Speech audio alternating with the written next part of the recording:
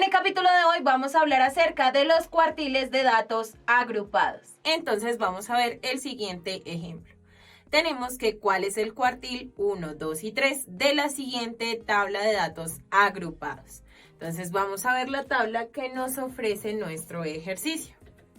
A continuación tenemos nuestra tabla de datos agrupadas. Entonces tenemos la primera clase que se encuentra en el intervalo de 0 a 5, donde tenemos una frecuencia absoluta de 7 y una frecuencia acumulada de 7.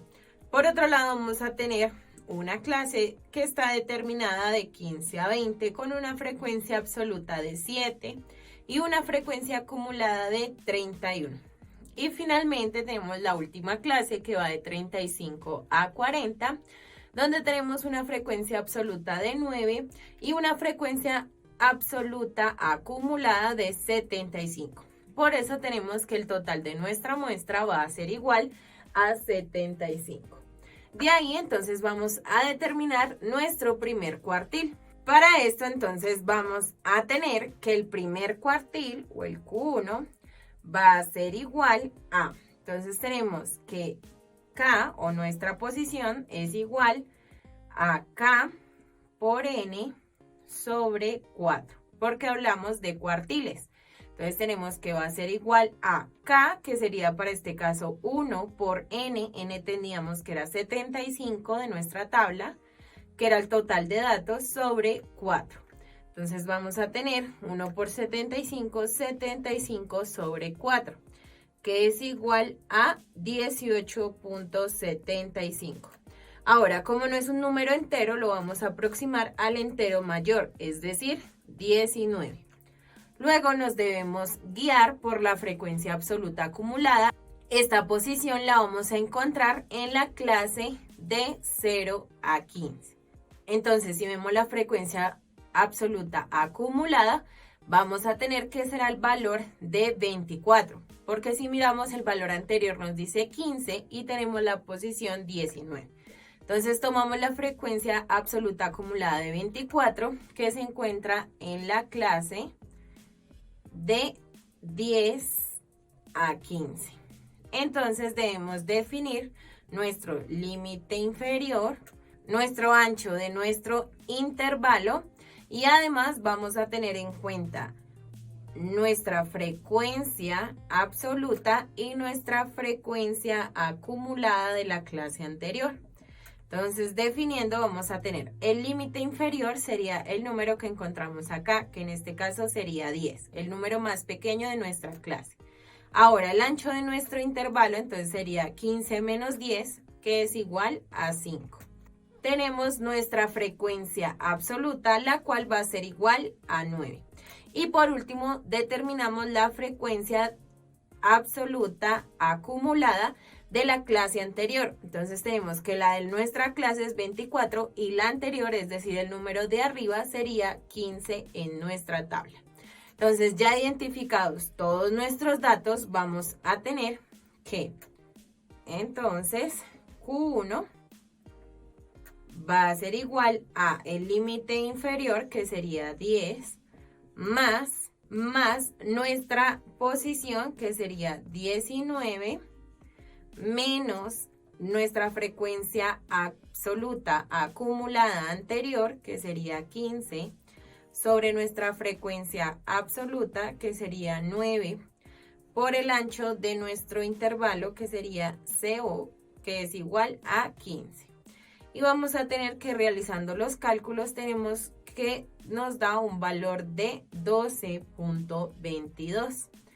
Entonces vamos a tener que este será el valor de nuestro primer cuartil. Entonces el primer cuartil es de 12.22. Ahora vamos a determinar nuestro segundo cuartil y nuestro tercer cuartil. A continuación vamos a hallar nuestro cuartil número 2.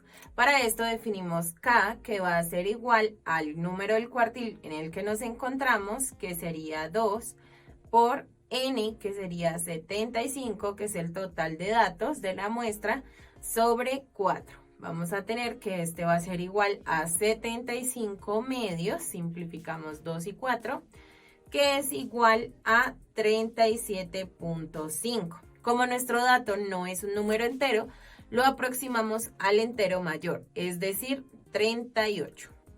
Ahora vamos a tener que guiarnos por la frecuencia absoluta acumulada en nuestra tabla y nosotros podemos observar que esta posición está en la clase 20,25. Entonces vamos a tener que se encuentra en este intervalo.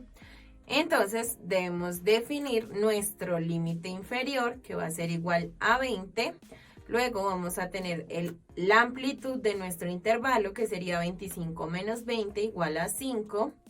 Por otro lado, vamos a tener que nuestra frecuencia absoluta va a ser igual a 11.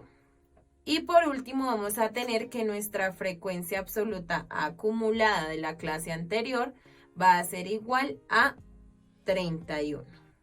De aquí, entonces, vamos a tener que Q2 va a ser igual al límite inferior 20 más nuestra posición, que sería 38, menos la frecuencia absoluta acumulada de la clase anterior, sería 31, sobre nuestra frecuencia absoluta, que sería 11 por C, o el ancho de o la amplitud de nuestra clase. Entonces vamos a tener que, realizando las operaciones, este va a ser igual a 23.18. Entonces vamos a tener que Q2, o nuestro cuartil 2, se encuentra en 23.18 en este valor. Ahora solamente nos queda determinar nuestro último cuartil. Para determinar nuestro cuartil número 3, entonces vamos a tener que K va a ser igual a 3 por 75 sobre 4. De aquí, entonces, vamos a tener que, realizando la operación, tenemos que 56.25. Como no es un entero, vamos a tener que aproximarlo al entero mayor, es decir, 57. Ahora, guiándonos por la frecuencia absoluta acumulada, vamos a tener que su clase, o su posición en la clase, se encuentra en la clase de 30 a 35. Porque tenemos que la clase de 25 a 20 nos da una frecuencia absoluta de 26 y no nos alcanzaría. Entonces vamos a tener que nuestro límite inferior va a ser igual a 30. El ancho de nuestro intervalo, o la amplitud, va a ser igual a 35 menos 30, 5. Vamos a tener que nuestra frecuencia absoluta va a ser igual a 10 y que nuestra frecuencia absoluta acumulada de nuestra clase anterior va a ser igual a 56. Entonces vamos a tener que Q3 va a ser igual a nuestro límite inferior más la posición de nuestro cuartil, que sería 57, menos la clase anterior, que sería 56, sobre nuestra frecuencia absoluta, que sería 10, por el ancho de nuestro intervalo, que sería 5. Realizando las operaciones, tenemos que va a ser igual a 30.05. Entonces tenemos que Q3, o nuestro tercer cuartil, se encuentra en 30,05. Y es así como nosotros podemos determinar los cuartiles de datos agrupados. En el capítulo de hoy aprendiste acerca de los cuartiles de datos agrupados.